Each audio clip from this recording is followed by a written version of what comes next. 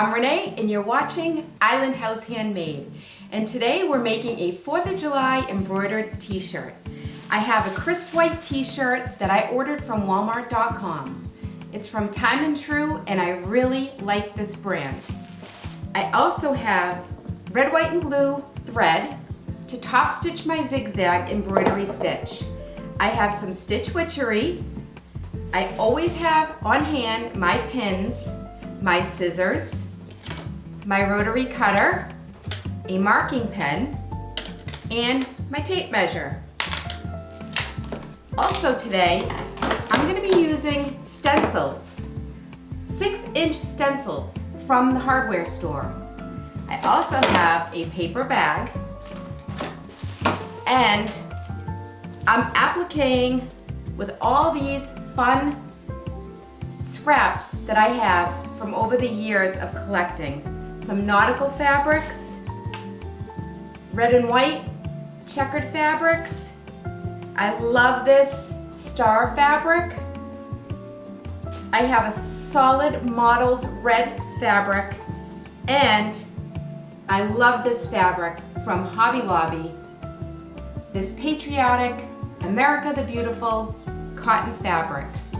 So today we're going to be slicing and dicing all these cute scraps, and we're going to applique on my new t-shirt, and we're going to applique the words USA, and I cannot wait to see how this one turns out. Stay tuned. Alright, so for this project I know that I'm going to need to prepare my t-shirt and just lightly press it to get all the fold lines off of it and take the fit tag off here. Then I'm going to start the applique approximately 1 inch below the V-neck. So if you had a scoop neck, you would start it maybe about 2.5 inches below. Well, since I have a V-neck, I need to start it pretty much where the V is so that the embroidery sits in the right place on my body.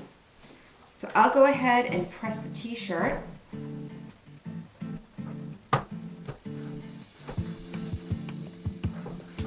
This little lobster fabric is really cute. And I'm kind of going for Americana meets coastal, because I do have all these coastal fabrics and they are red, white, and blue. And I think that's a cute patchwork since I live on the coast. Okay, and America the Beautiful is the name of this. And I got most of these fabrics at Hobby Lobby. Everything is pressed. And now it's time for the stencils. So we have the U, S, and the A. Super easy.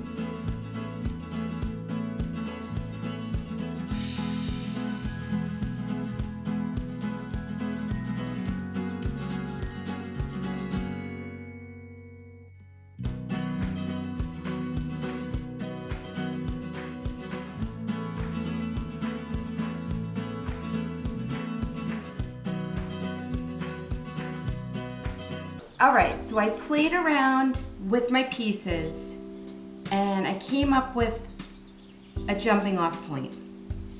The U is going to be the first letter you see, and I wanted it to look like it started with the American flag. So that's what I did. I put the stars and stripes at the beginning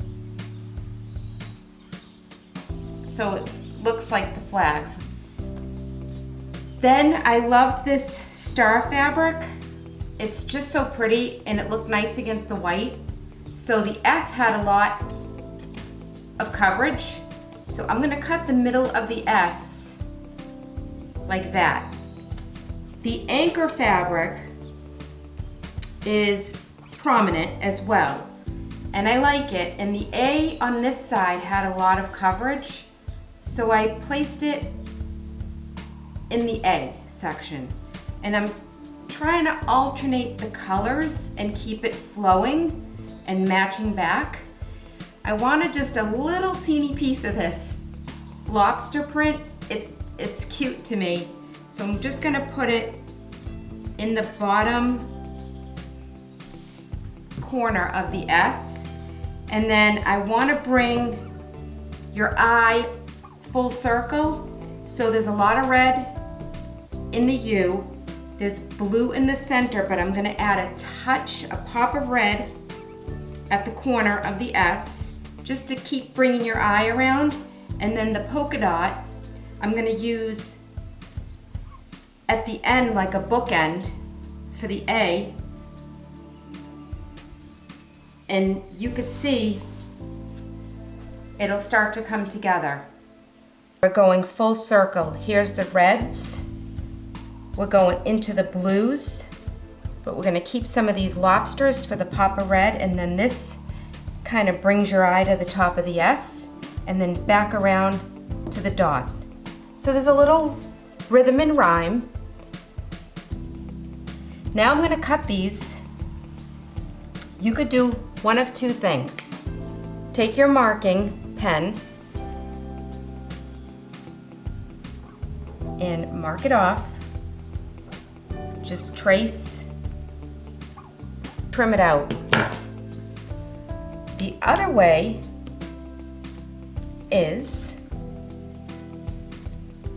use the inside of the stencil and remove it, holding it in place. Now we're going to just move this, and you'll take your rotary cutter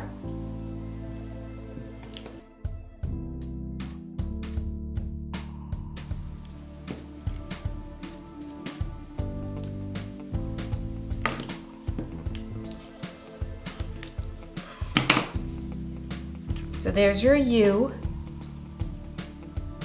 and we'll just continue on all the other pieces.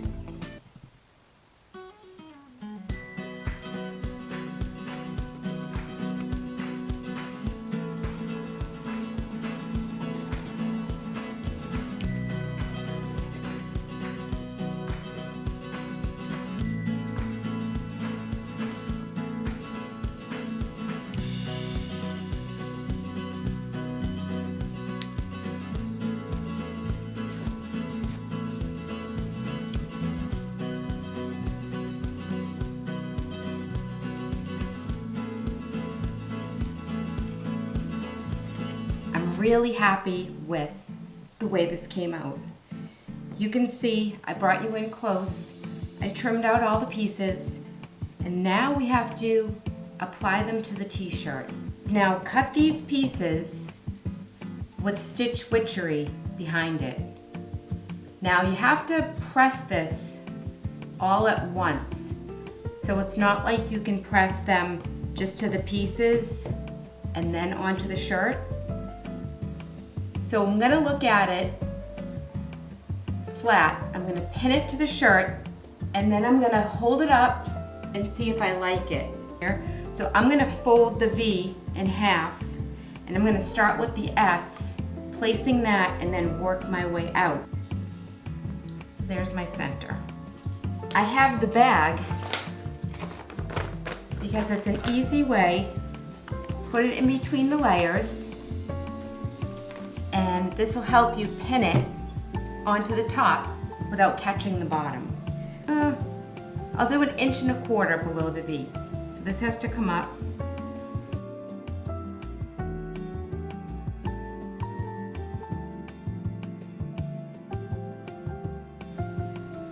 And then I'll use this over top to make sure I have the spacing the right way. So there's the S in the center, and I'm just gonna work my way out and we'll pick out the zigzag stitch. The bobbin is going to be white because the t-shirt's white, so on the back of all the zigzag on the inside will always be white, and we're just going to change the top stitch.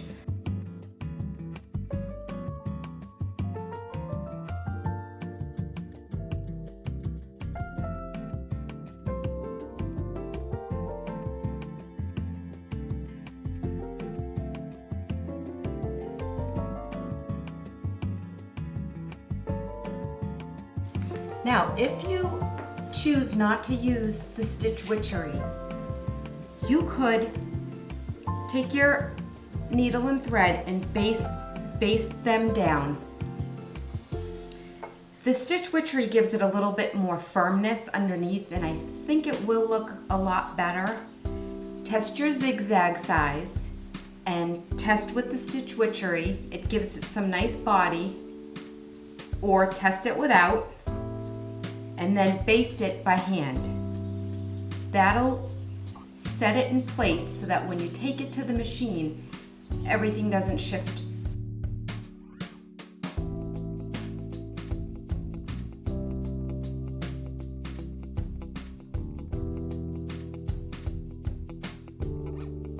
But everything's placed nicely. I like that. And then let's just see if we use some red zigzag on the blue. We could use white over here on this to bring in some white. It's a little bit, this is a little tan, so maybe I'll do white to kind of pop that. And I like the idea of contrast. So I like the idea of using the blue on the red, so then we have red, white, and blue, and then red and blue, and then maybe we'll do red, I think red on the lobster, and we could do blue on the checker. I like the way this is turning out, so I am going to use my stitch witchery.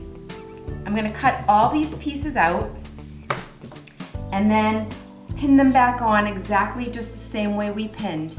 Then I'll go over to the sewing machine and start my zigzagging, and our project will be done.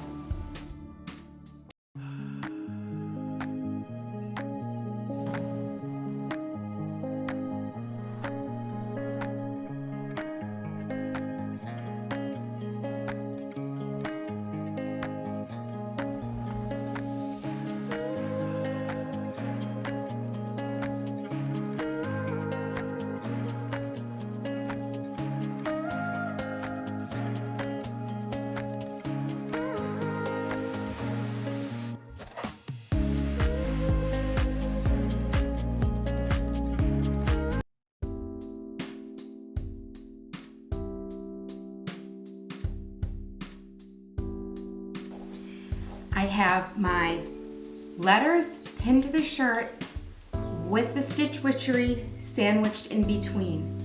Now, I've double checked with my stencil, the center stencil, that everything's laying properly, and I just double checked that everything is in proper order and where it needs to be. So I'm trying to line all these up to make sure everything's straight. Now I'm happy with where everything is sitting and pinned. And we just have to go for it, guys. But it's time to press. So I have a light iron, and I'm not pressing where the pins are. I'm just gonna try to get some of it fixed into place. Then I'll take the pins out and really press flat.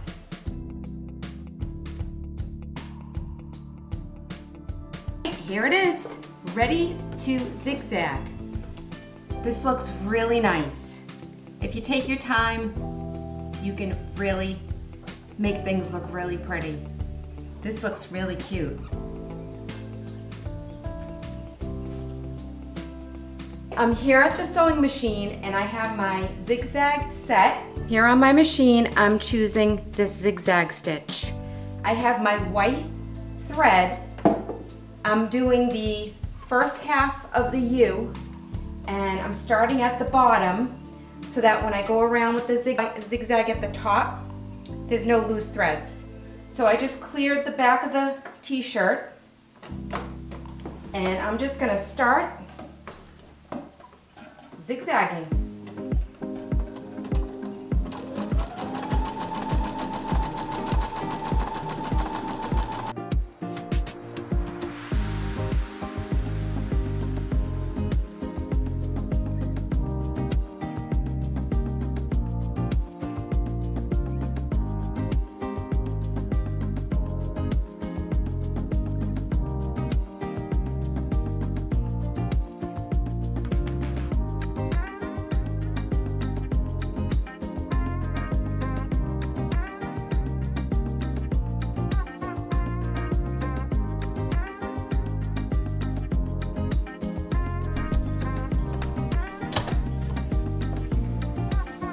Look at the variation in the colors.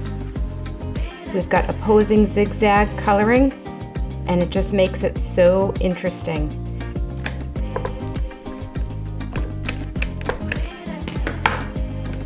I finished. I love it. I'm so glad I decided to work on this today. I took all my scraps and turned it into something really pretty.